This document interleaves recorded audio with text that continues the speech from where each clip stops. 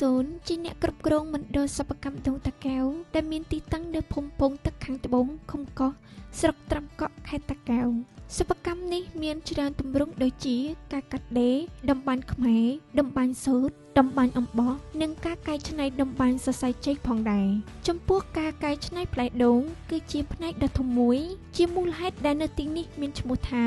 សិប្បកម្មដូងតាកែវព្រោះផ្លែដូងជាអាទិភាពទី1ក្នុងការកែច្នៃក្នុងសិប្បកម្មនេះលោកបានឲ្យដឹងថាប្រជាជនភាគច្រើនគឺមានដំណាំដូងនៅតាមគេហដ្ឋានហើយភាគច្រើនពួកគាត់មិនដឹងលក់កសិផលផ្លែដូងទៅទីណានោះទេក្នុងនោះដូងទុំមានអត្ថប្រយោជន៍អាចកែច្នៃជាផលផលិតផលបានច្រើនមានទាំងផលិតផលចំណីអាហារនិងវត្ថុប្រើប្រាស់ផ្សេងៗជាដើមម្យ៉ាងវិញទៀតការកែច្នៃផ្លែដូងនេះក៏បានជួយដល់សហគមន៍ឲ្យប្រជាជននៅទីនេះមានការងារធ្វើនិងជួយទិញផ្លែដូងពីបងប្អូនប្រជាពលរដ្ឋទទួលបានប្រាក់កម្រៃយកទៅផ្គត់ផ្គង់គ្រួសារផងដែរសប្តាហ៍ថ្ងៃយើងកំពុងតែលក់ទី1គឺយើងតាមអនឡាញយើងលក់ផលិតផលតាមអនឡាញហើយប្រជាជនភាគច្រើនគឺចាប់អារម្មណ៍ច្រើនហើយមានអតិថិជនច្រើនដែលគាត់ទី1ចូលមើល follow អីច្រើនហើយក្រោយមកគាត់កំងទិញច្រើនដែរហើយនឹងទី2យើងបានផ្ញើអីវ៉ាន់នេះលក់នៅតាមផ្សារទំនើបហើយនឹងមានកន្លែងលក់នៅភ្នំពេញជាច្រើនដែរចំពោះការនាំចេញវិញយើងអត់ទាន់មានការនាំចេញជាខ្នាតធំទេគាត់ថាមានបងប្អូនដែលមាននៅស្រុកគេអញ្ចឹងគាត់ចង់នាំផលិតផលដើម្បីឲ្យខ្មែរយើងនៅនោះគាត់ស្គាល់អញ្ចឹងទៅគាត់ទិញយកទៅប្រើគាត់ទិញយកទៅអីអញ្ចឹងទៅមានដែរបាទទៅខ្ញុំបាននិយាយបានថាទី1ពាក់ព័ន្ធនឹងការផលិតជារួមមិនមែនតាក់ទងតែត្រឹមដូងទេសិប្បកម្មរបស់យើងទី1គឺយើងយ៉ាងនិយាយថាដូចផ្នែកតម្បាញអញ្ចឹងផ្នែកកាត់ដេរអញ្ចឹងគាត់ធ្វើការងាររបស់គាត់ទៅគឺយើងកាត់ដេរខោអាវអញ្ចឹងទៅកាត់ដេរខោអាវឯកសណ្ឋានសម្រាប់សិស្សសាលាអញ្ចឹងទៅផ្នែកទី2ផ្នែកតម្បាញហ្នឹងគឺយើងផលិតទៅជាកម្មាមានកម្មាសូត្រកម្មាអំបោះមានហូលមានសពុតខ្មែរមានអីហ្នឹងទៅបាទចំពោះសបកដូងបើសបកដូងយើងផលិតដូចខ្ញុំថាអញ្ចឹងសបកដូងมันមានកម្រិតធំយើងធ្វើជាសុំប៉ាន់តែបាទកម្រិតកដាលសបកដូងហ្នឹងគឺយើងយកទៅធ្វើជាផើងសម្រាប់ដាំផ្កាធ្វើជាសបុកចាបដែលជាលក្ខណៈមួយ natural គឺធម្មជាតិសុទ្ធផ្លែដូងតែម្ដងហើយចងថូបការធ្វើអីចឹងទៅហើយយើងយកវាយកទៅត្បាញទៀតយើងយកវាទៅត្បាញពេលយើងត្បាញពីសរសៃសកៃដូងនេះយើងបានទៅផលិតទៅជាដូចជាស្បែកជើង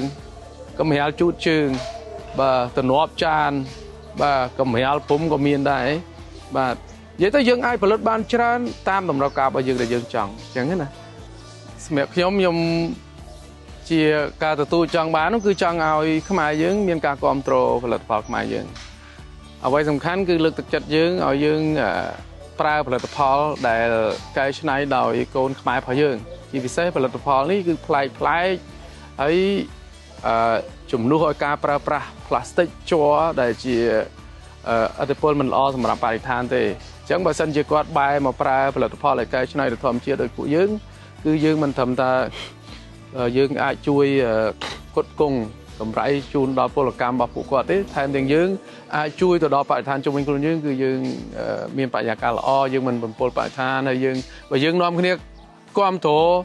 ទៅលើផ្នែកនឹងមួយខ្ញុំជឿថាកូនខ្មែរទាំងអស់គាត់មានកម្លាំងចិត្តនឹងធ្វើអីប្លែកតទៀតបាទដូច្នេះខ្ញុំសំណូមពរឲ្យមិនថាតែផលិតផលចេញពីសិប្បកម្មខ្ញុំទេខ្ញុំចង់ឲ្យខ្មែរទាំងអស់គ្នាទាំងក្នុងនិងក្រៅប្រទេសមានការគ្រប់គ្រងផលិតផលខ្មែរទាំងអស់គ្នាដើម្បីលើកទឹកចិត្តឲ្យខ្មែរយើងកាន់តែមានទឹកចិត្តផលិតអ្វីដែលថ្មីសម្រាប់ការប្រើប្រាស់តទៀតបាទ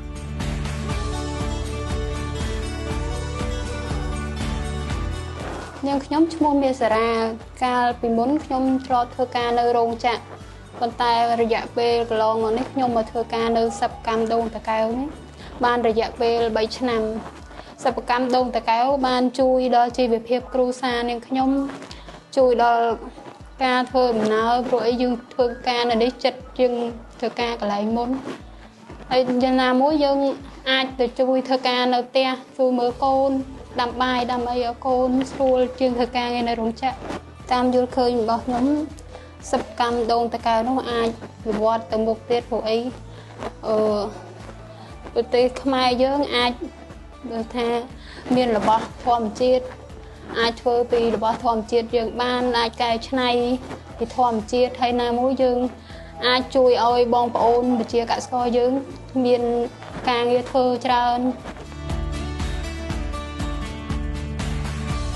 ចាខ្ញុំឈ្មោះប៉ុមសារ៉ុំខ្ញុំធ្វើការនៅទីនេះរយៈពេល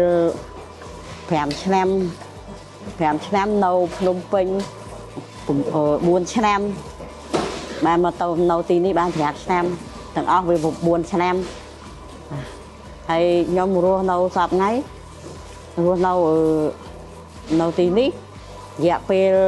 មួយសប្តាហ៍អំពីថ្ងៃច័ន្ទដល់ថ្ងៃសុក្រថ្ងៃងាយខ្ញុំទៅផ្ទះខ្ញុំជួយរកលុយដើម្បីឲ្យម៉ាក់ប៉ាខ្ញុំគាត់ទិញថ្នាំហូបដល់ថា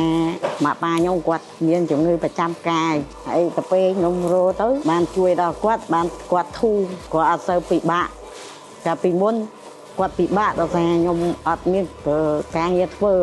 ទៅពេលឥឡូវខ្ញុំមានការងារធ្វើអញ្ចឹងគាត់ក៏អត់សូវពិបាកដូចកាលមុនដែរដោយសារខ្ញុំមានការងារធ្វើ